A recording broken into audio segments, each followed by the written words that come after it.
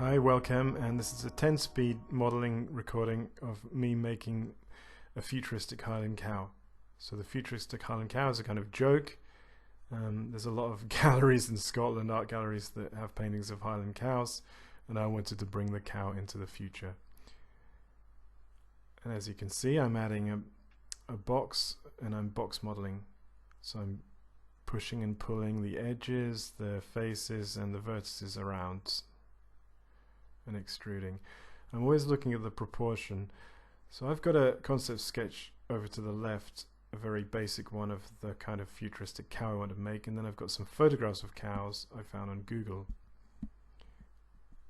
And it's important to, even though you're doing like cartoony, I guess this is a bit Pixar kind of thing, it's important to also refer to real photographs. And equally more important is that if you're not making a photorealistic thing, like a photorealistic model, you should still think about the proportion and how the model fits in as a whole. Because I've seen so many cartoony, or for that matter, people trying to make photorealistic stuff, and the proportions are just completely wrong.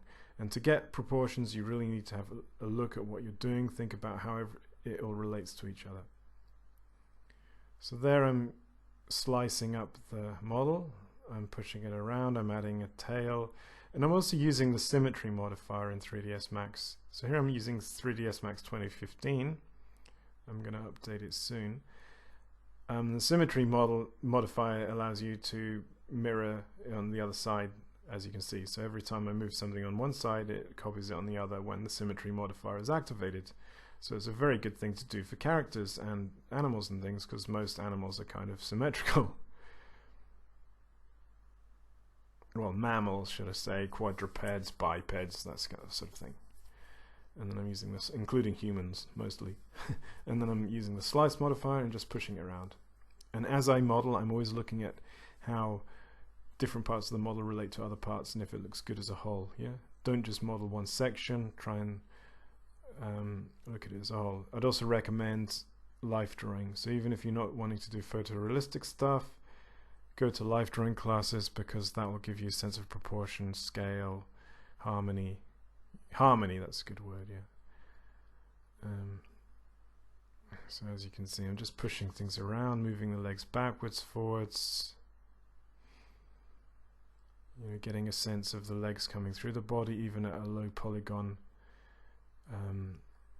mesh that I'm doing here. And obviously you start low polygon and then you add polygons, because if you do it the other way around, you get a whole lot of trouble.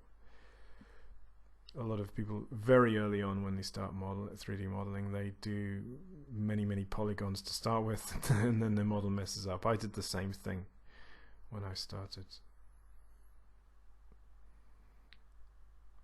So at the moment it's starting to look a bit like a cow, although it looks a bit like that Ghostbusters dog in Ghostbusters 1.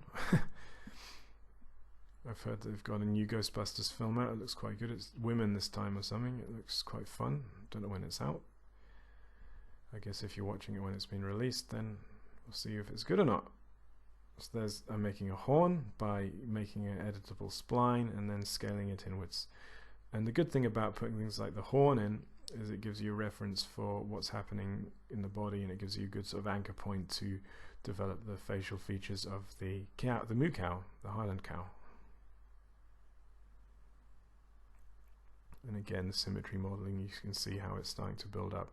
So it does kind of look like a Highland cow at the moment, perhaps a bit like a sort of American-y cow or a bull, but they're very similar. There's only certain subtle things that differentiate them between a cow and a bull, I guess. And then I'm extruding the legs going into the body to give it a sense that the legs are going into the body like in a real animal. Just extruding down those feet, pulling back on the legs.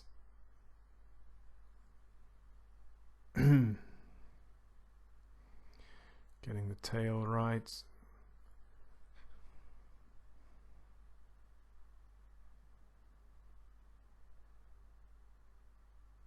And this is 10 speed, most of these videos. Now, the video did stall in the next slide, so I'll endeavor. And there you go, I'm hinging the, so it looks like, gives it a fringe. Yep. So it did, and this is a bit developed on. I didn't want to show you all the development. And what I've done, I've extruded eyes in. Here I'm modeling the nostril. And you can see I'm going to extrude that inwards. There you go. And then the symmetry matches it on the other side.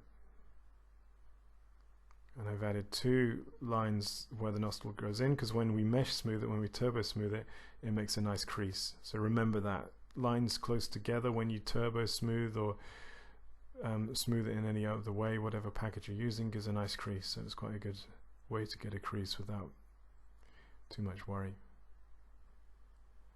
So I'm looking here, I'm making the spine come up, so it looks like there's an actual structure, you know, under all that mass, which is quite a good thing to think about as well. Yeah, so there was a bit of a jump there, sorry. So then I'm painting the model here. You didn't see a part of it where I actually exported the model into Blender because it has an easier sculpt tool, although that program is free. So then I'm making, this is where the futuristic bit comes in. So I'm making the space helmet, and I'm scaling it. Then I'm selecting some polygons on the space helmet and deleting them to make kind of a visor look. I think I do keep this one. I'm not sure. So I made a few of these helmets, and some of them didn't go right, so I started them again. And there you go. There's got the visor going on, so it all looks pretty trendy. So it's, as you can see, it's turning into quite a fun joke. And there's me using the reference on Pinterest, and I've made some more polymodel things going on here with a kind of backpack, and you'll see how it develops in the final one. I did jump a bit here, but there's no point watching this all because it's already about 10 minutes and you'll see most of what happens. And as I'm scaling it up, scaling the helmet, I'm not happy with that helmet in the end, so when the screencast cuts to the final model, then you'll see that's the kind of helmet that I've used. And as you can see, I'm just pushing things around. I'm having a look at how things work. I'm looking at what the goggles look like. Here I'm copying these bits and making boots by using the shell modifier to get like so it looks like the cow's using space boots. You can see that that model is really messed up with the different gray shades, but that gets rectified by you do the normal modifier and you unify the normals.